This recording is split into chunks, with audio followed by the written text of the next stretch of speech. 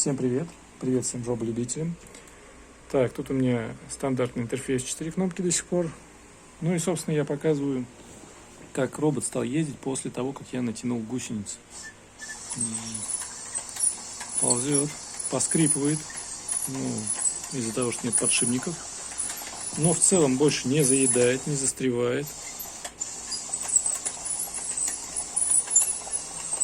Скрипит, конечно, но ездит.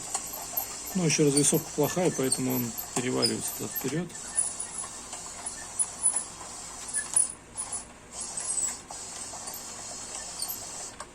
Да, напоминаю, собственно, я убрал один сегмент гусеницы и убрал два нижних катка ненужных.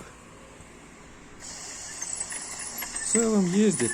Можно пока остановиться на этой. Это я все руками управляю, если что, с компьютера, через Wi-Fi. Жировичек. Ну-ка. Давай. Ползи. Горизонтально забирается. Давай, дружок. Ну все, застрял. Ладно, конечно, не застрял. Полный привод. Сейчас я утащу эту штуку. Все нормально. О, на дыбах теперь будет гонять. Ставьте лайк, подписывайтесь. Палец вверх. Рассказывайте друзьям. Всем пока и удачи. Услышимся.